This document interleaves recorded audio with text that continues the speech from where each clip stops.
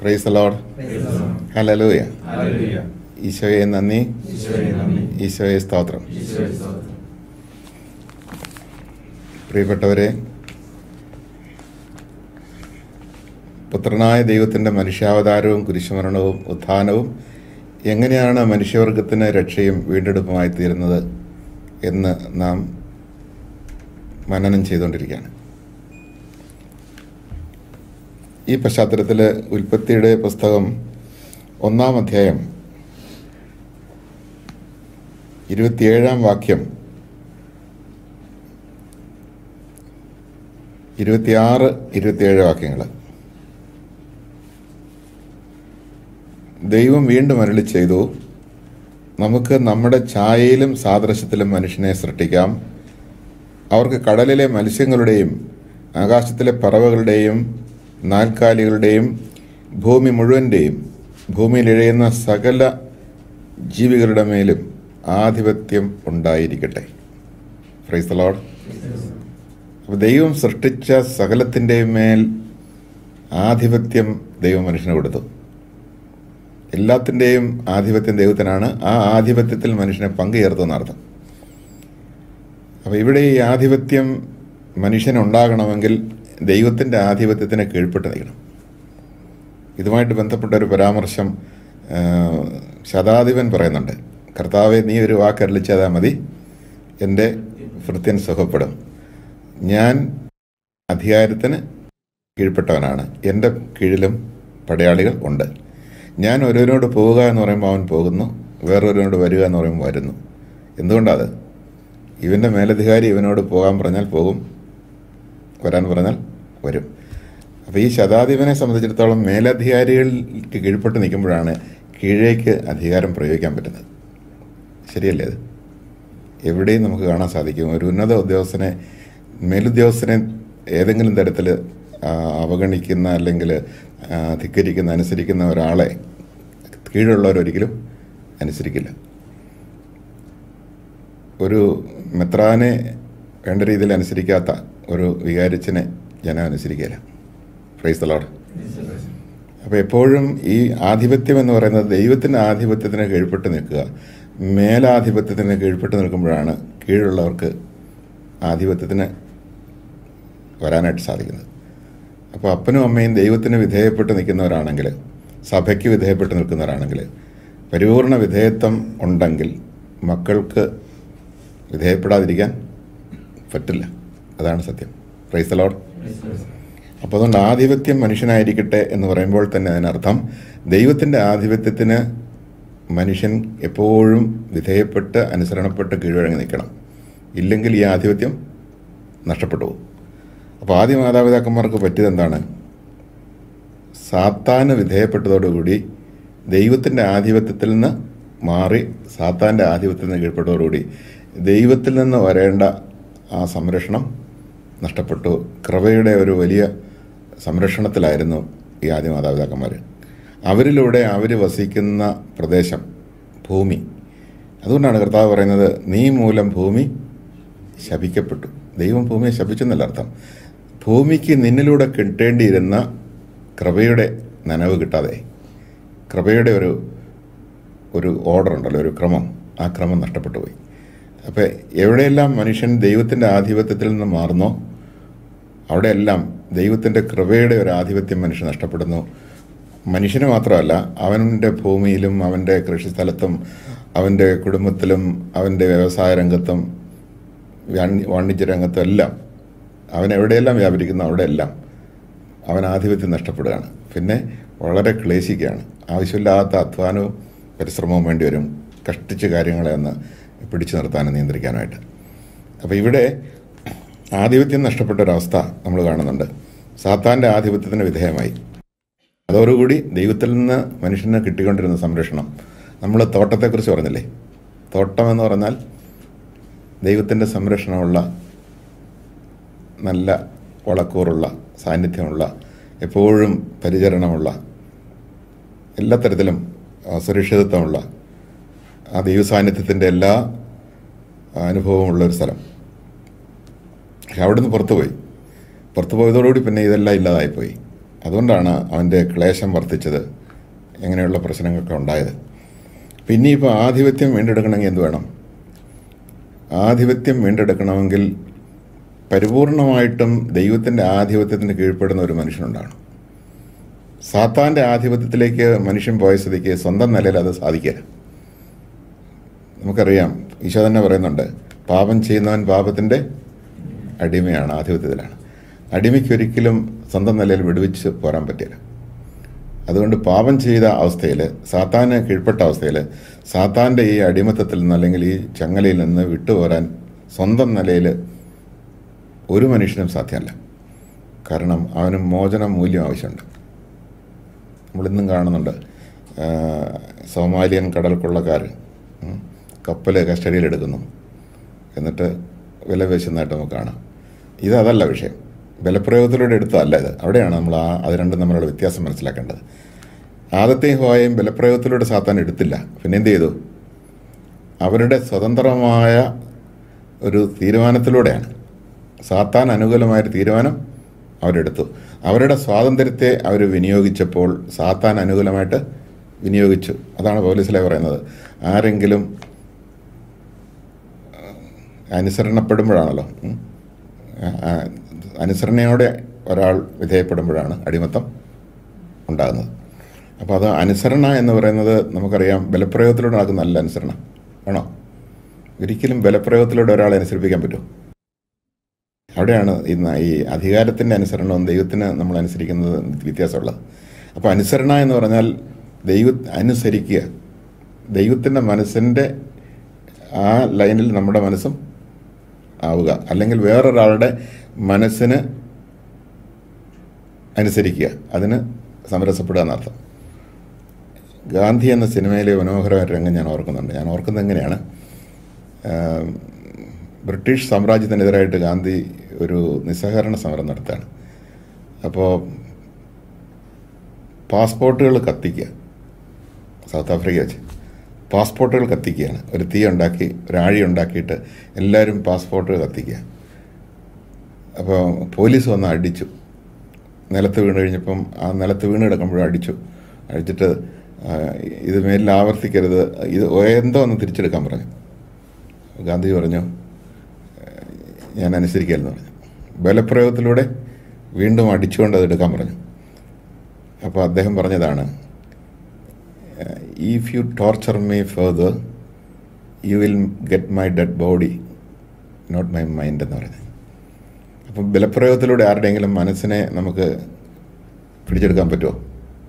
ഒരിക്കലും പറ്റിയല്ല. ഭർത്താവ് ഭാര്യയോട് പറയാന്നിരിക്കട്ടെ, നീ എന്നെ സ്നേഹിച്ചതൊന്നും പോരാ, കുറച്ചുകൂടെ സ്നേഹം ഞാൻ അർഹിക്കുന്നുണ്ട്, അതുകൊണ്ട് നാളെ മുതൽ ഇത് നന്നായിട്ട് എന്നെ സ്നേഹിച്ചില്ലെങ്കിൽ അടിച്ച് നടുവടിക്കും എന്ന് പറഞ്ഞാൽ നടക്കുമോ? നടക്കുകയില്ല. മനസ്സിനെ നേടാനായിട്ട് ബലപ്രയോഗം പറ്റിയല്ല, സ്നേഹം കൊണ്ടും സ്വാധീനം കൊണ്ടേ പറ്റുള്ളൂ. അപ്പോൾ അതുകൊണ്ട് മനുഷ്യൻ ദൈവത്തെ അനുസരിക്കണമെങ്കിൽ, സാത്താൻ്റെ അടിമത്തത്തിൽ നിന്ന് മാറി വരണമെങ്കിൽ ദൈവത്തിൻ്റെ നന്മ കണ്ട് മാത്രമേ മനുഷ്യ മനസ്സ് ദൈവത്തിലേക്ക് തിരികെയുള്ളൂ. അപ്പോൾ സാത്താൻ ബലപ്രയോഗത്തിലൂടെ മനുഷ്യനെ വീഴ്ചതല്ല, പിന്നെയോ വശീകരിച്ച് വീഴ്ചയാണ്. വശീകരിച്ച് വീഴ്ചെടുത്ത് എന്തുണ്ടായി? സ്വാതന്ത്ര്യത്തിൻ്റെ ഒരു വിനിയോഗം ഉണ്ടായി. അപ്പോൾ സ്വാതന്ത്ര്യത്തെ വിനിയോഗിച്ചിട്ടാണ് സാത്താൻ്റെ കേട്ടത്. അപ്പോൾ അതുകൊണ്ട് ബലപ്രയോഗത്തിലൂടെ സോമാലിയ കള്ളക്കള്ളന്മാർ കൊണ്ടുപോയതിലെ പിടിച്ചെടുത്ത് കൊണ്ടുപോയതല്ല, അങ്ങനെ കൊണ്ടുപോകാൻ പറ്റിയല്ല മനുഷ്യ മനസ്സിനെ. അപ്പോൾ അങ്ങനെയാണെങ്കിൽ തീർച്ചയായിട്ടും സാത്താൻ്റെ അടിമത്തത്തിൽ കിടക്കുന്ന മനുഷ്യനെ തിരിച്ചു കൊണ്ടുവരാനായിട്ട് എന്താ മാർഗമെന്ന് ചോദിച്ചു കഴിഞ്ഞാൽ, തിരിച്ചു കൊണ്ടുവരാനുള്ള മാർഗം, ഒന്ന്, ദൈവത്തിൻ്റെ പരിപൂർണ ആധിപത്യമുള്ള ഒരാളുണ്ടാകണം. Praise the Lord. ദൈവത്തെ പരിപൂർണമായിട്ട് അനുസരിക്കുന്ന ഒരാൾ മനുഷ്യവർഗത്തിലുണ്ടാകണം. അങ്ങനെ ആരെങ്കിലും ഉണ്ടോ? യേശു വരുന്നവരെ? ഇല്ല, അങ്ങനെ ഒരാളില്ല. അതുകൊണ്ട് ദൈവത്തെ പരിപൂർണമായിട്ട് അനുസരിക്കുന്ന ആരുമില്ലാത്തതുകൊണ്ട് ദൈവം തന്നെ മനുഷ്യനായിട്ട് ഇവിടെ ഇറങ്ങി വന്ന് ആ ദൈവമനുഷ്യൻ ദൈവത്തെ പരിപൂർണമായിട്ട് അനുസരിക്കുന്ന ഒരാളായി മാറി. ആദ്യം ഫിലിപ്പി ലേഖനത്തിൽ 2-ാം അധ്യായത്തിൽ നമ്മൾ വായിക്കുന്നുണ്ട്. 6-ാം വാക്യം മുതൽ, ദൈവത്തിൻ്റെ രൂപത്തിലായിരുന്നെങ്കിലും അവൻ ദൈവവുമായിട്ടുള്ള സമാനത നിലനിർത്തേണ്ട ഒരു കാര്യമായി പരിഗണിച്ചില്ല.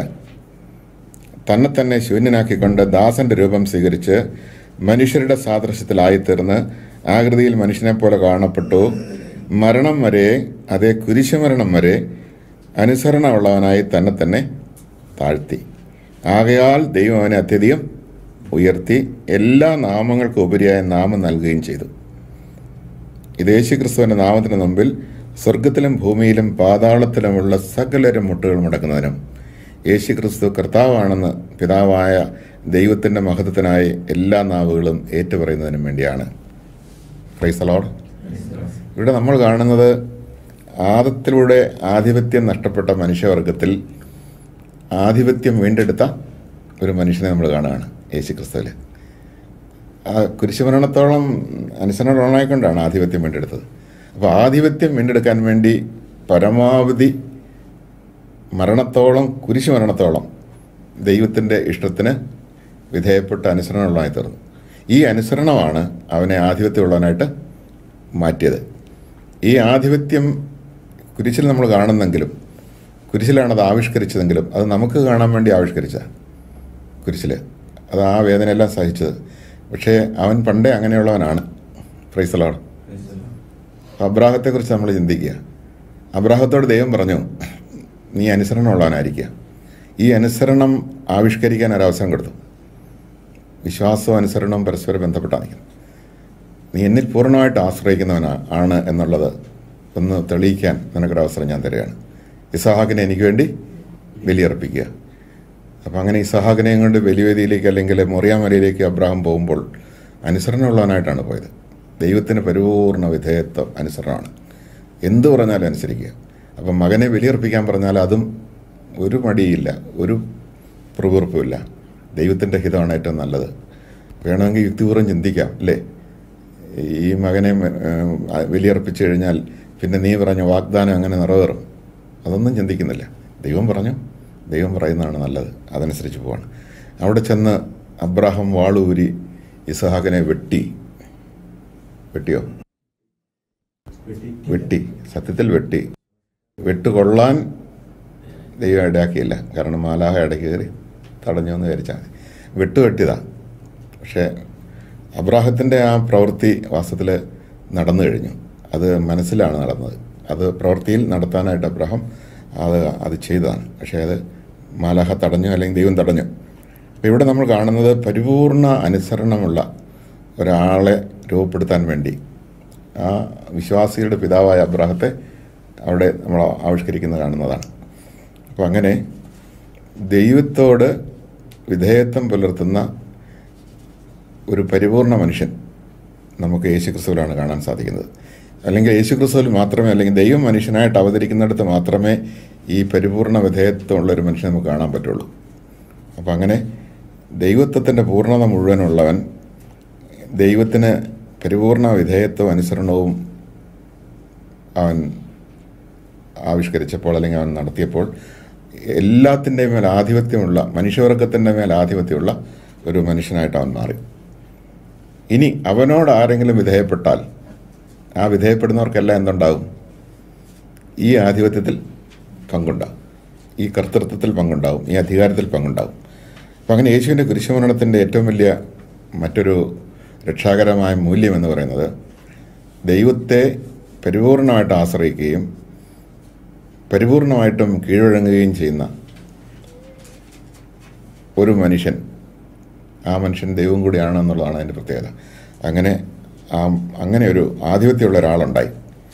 അതുകൊണ്ട് ആ ആധിപത്യത്തിൽ പങ്കുചേരുന്നവർക്കെല്ലാം ആ ആധിപത്യം കിട്ടുന്നു എന്നുള്ളതാണ്.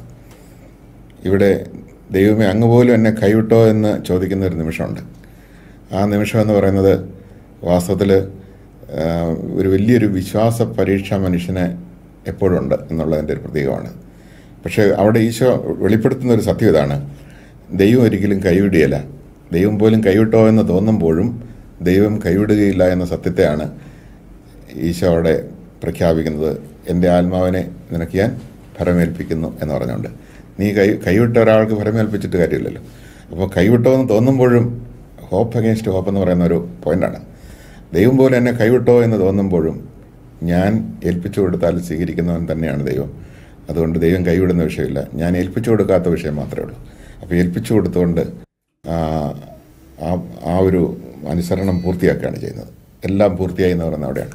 സകലതും നിറവേറിയെന്നും പൂർത്തിയായി എന്നും പറയുന്നത് അവിടെയാണ്. അപ്പോൾ പരിപൂർണമായിട്ടും കീഴടങ്ങി. അതുവഴിയാണ് അവൻ്റെ ഉത്ഥാനത്തിൻ്റെ മഹത്വം തന്നെ ഉണ്ടാകുന്നത്. തുടർന്ന് നമ്മൾ കാണുന്നത് മുഴുവനും യേശുവിൻ്റെ ആധിപത്യത്തിൽ പങ്കുചേരുന്ന അപ്പസ്തോലന്മാരെയും സഭയെയാണ്. പിന്നെ അങ്ങോട്ട് അവിടുന്ന് പറഞ്ഞതുപോലെ എൻ്റെ നാമത്തിൽ നിങ്ങൾ പിശാചുകളെ ബഹിഷ്കരിക്കും, രോഗികളുടെ മേൽ കൈവെക്കും, അവർ സുഖം പ്രാപിക്കും.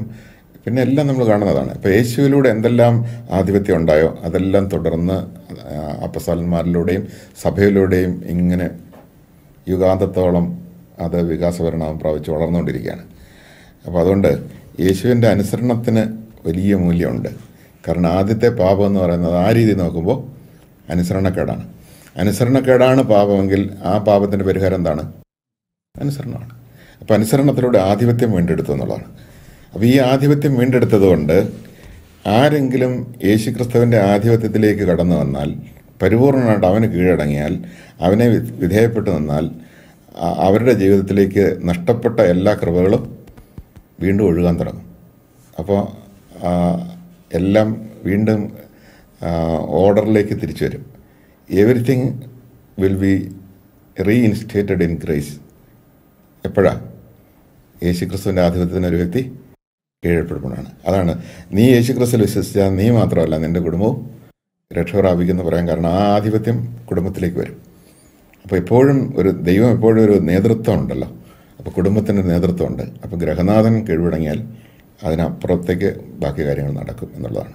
ഒരു വികാരിച്ചൻ ദൈവത്തിന് പരിപൂർണമായിട്ടും കീഴടങ്ങുന്ന ഒരു വികാരിച്ചനാണെങ്കിൽ തീർച്ചയായിട്ടും ഇടവക ജനങ്ങളിലേക്ക് അതിൻ്റെ സ്വാധീനം ഉണ്ടാകും. ഒരു കമ്പനിയുടെ ജനറൽ മാനേജർ അങ്ങനെ കീഴടങ്ങുന്ന ഒരാളാണെങ്കിൽ തീർച്ചയായിട്ടും അതിൻ്റെ താഴെയുള്ളവരിലേക്ക് അത് പോകും എന്നുള്ളതാണ് സത്യം. അപ്പോൾ യേശുക്രിസ്തുവിൻ്റെ കുരിശുമരണത്തിൻ്റെ ആ രക്ഷാകരമായ മൂല്യത്തിൽ ഈ അനുസരണം എന്ന് പറയുന്ന ആ ഭാഗം വളരെ ശ്രദ്ധേയമായ രീതിയിൽ നമ്മൾ ധ്യാനിക്കേണ്ടതാണ്.